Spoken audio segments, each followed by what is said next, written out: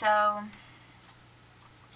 I still think that even if she said something about my uncle, I still think that what they had done was police driven. It was law enforcement driven more than anything else.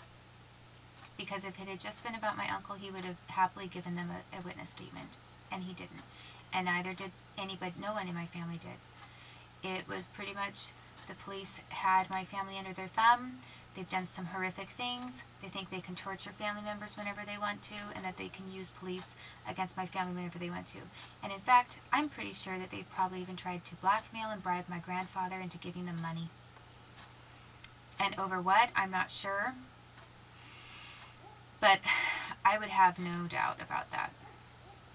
I believe that the Attorney General, Marianne McIntosh, and her son-in-law, Chief Jones, I believe that they would try to extort money from my grandparents just to keep my son in a foster care situation with the family. I believe she would take money under the table. I believe that Jones would take money under the table. And I believe that it's very possible that it did happen. I saw my grandfather's car parked outside of their offices a couple times. And there's no reason why he needed to be near their offices. He didn't have anything to do with later with the situation with my son being removed from me. So, going back to this whole incident, that I was in this patrol car, the woman was quiet the whole way. I knew that she knew I was not guilty. And then I got to the jail, and this first person I met said, "This is a first-time misdemeanor for you?" And I told him yes. And he said, "Well, they'll let you out by tomorrow on PR." I said, "What's PR?" And he said, "It's called personal recognizance." I said, "Well, what's that?" And he said, "Well, if it's a first-time misdemeanor, you've never been charged with anything your entire life, it's personal recognizance means that you will be personally responsible for reporting back to the court, showing up for your hearing, and meeting with your attorney and everything, so they'll let you go.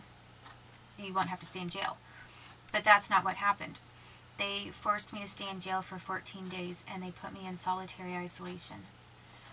Basically, there wasn't any cause to put me in solitary.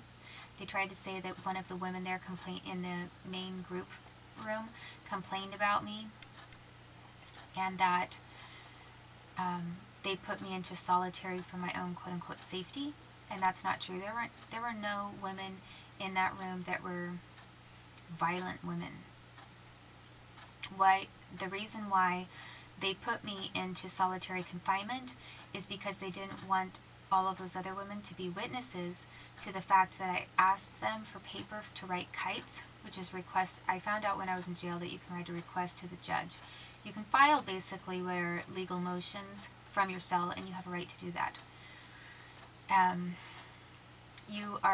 They're required to give you at least enough paper and a pencil to write anything that has to do with a legal request. And they had these forms that were already pre-printed forms, and they were called quote-unquote kites. I don't know why they call them kites, but that's what they're called. And their requests to the judge, they are treated as motions and legal documents. And it's not like a little note to the chef of the jail. You know, "Could you please give me 2% instead of whole milk?" They're not little requests to the guard. "The music that you're playing is really loud. Can you turn it down just a little bit?" And it's not a request or a little note to be passed along to your public defender. "Hi, I am really cold in here. Will you ask them to please give me another blanket?" And when is our next hearing, by the way? Kites are not notes that you pass to people for random requests. They are legal documents. They have the same weight. They have the same legal weight as a motion filed by an attorney. So, if an inmate writes a kite, they are essentially making a motion, and any kind of a kite that is made by an inmate is by law required to be filed in the courthouse. and it becomes part of the public record. It becomes part of that person's record. Well, I was asking for kites while I was with these other women, and they gave me a couple, but they weren't giving me what I needed. And when I asked for more, that's when they put me into solitary, because they didn't want witnesses to see that I was being refused the amount of paper I needed to write kites. And I wrote most of my kites when there were a bunch of women there with me. And I wasn't writing kite after kite, but I needed more paper to explain and write what I was writing. And I think that one time, while I was still in the room with all the other women, they returned my kites to me, maybe, and said they weren't going to file them, but I don't remember if they did in front of all of the other women. I think that they were just trying to limit my access to how I was able to get a form to make a request. After a couple of days, they put me into solitary confinement, and then they gave me paper for kites. They limited it, but they did give me some forms and paper for it. But then they began putting those forms right back under the door to me, telling me the judge refuses to file them. The judge was Judge Gerald Warren. And I was getting a little yellow post-it note with a message on it that said, from the court, return to Ms. Garrett, judge will not file these documents. So every single kite that I tried to file into the docket, I was refused. They didn't file it, which is actually a crime. It's a felony to withhold evidence and to refuse to enter legal documents into the record. It's a felony. It's a federal offense. And in the meantime, I was I was pregnant and in solitary confinement with nothing, no books. They didn't bring books to me, but they did eventually bring a couple books. They were horrible books, like just, like 6 or so to choose from. They're all these really trashy novels that I would never be interested in reading, really bad writing. The only book out of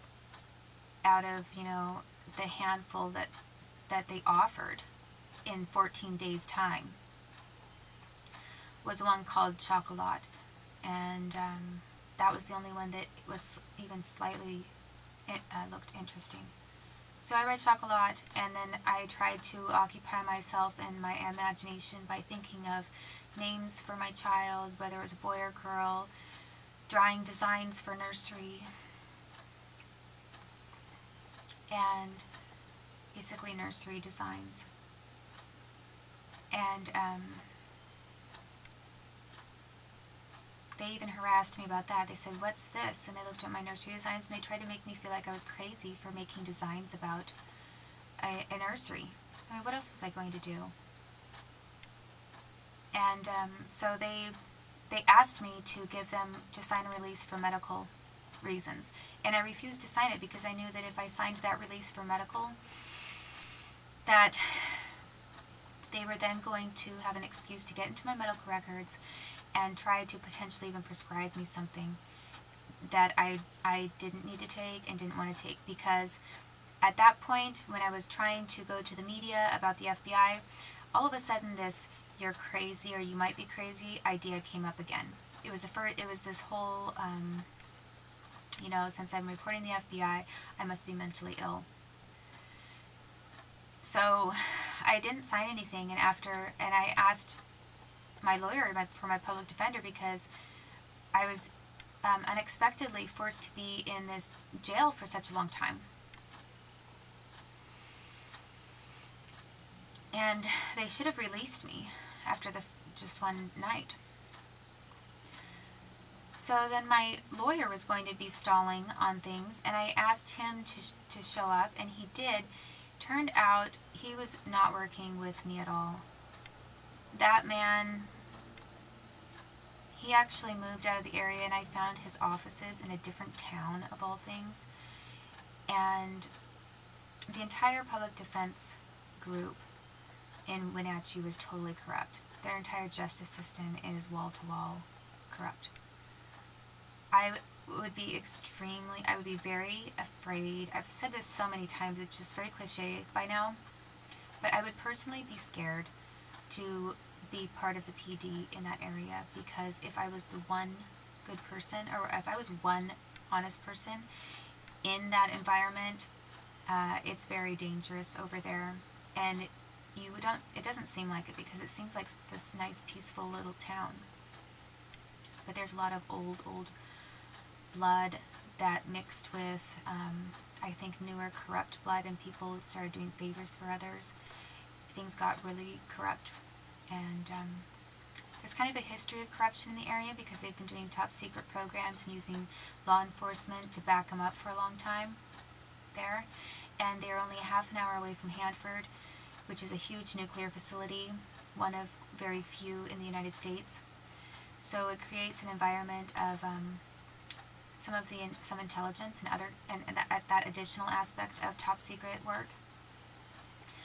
So people have been doing under the table top secret things for decades.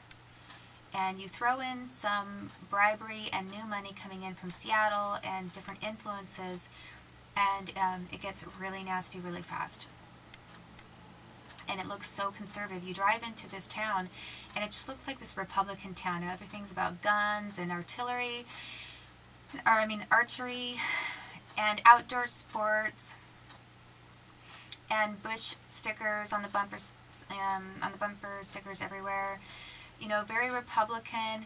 Lots of churches, lots of signs about don't abort your kid, give adoption a chance. It just looks like this nice place. Maybe this nice conservative kind of area. All these beautiful apple orchards. Now there are some wineries as well.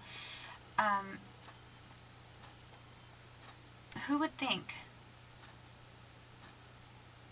that, Leavenworth is this mecca for high-ranking retired military and in military intelligence? Who would think that your nuclear facility is a half hour away, with all the cover-ups that have gone on with that for who knows how long?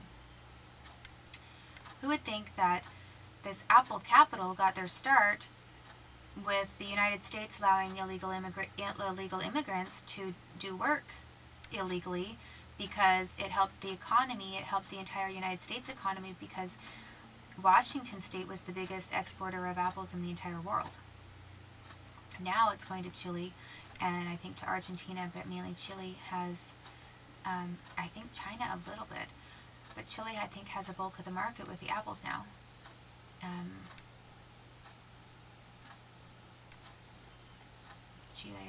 Chile, whatever. So it's still a big import. I mean, it still has a very sound foundation with some good people working there and everything. And I think that it's reasonable if you're allowing, illegal immigrants to work for you. You're kind of doing each other a favor. The United States was doing them a favor. They were doing us a favor. I can see how that works out. But also, at this point, to crack down on that aspect alone would be a real imbalance, because the kind of corruption now that's going on is way worse than hiring in a few people who might or might not have their Social Security card on them. The kinds of corruption that really need to be looked into is corruption within the justice system. So the public defender's offices were just as corrupt as the judges were and the law enforcement. And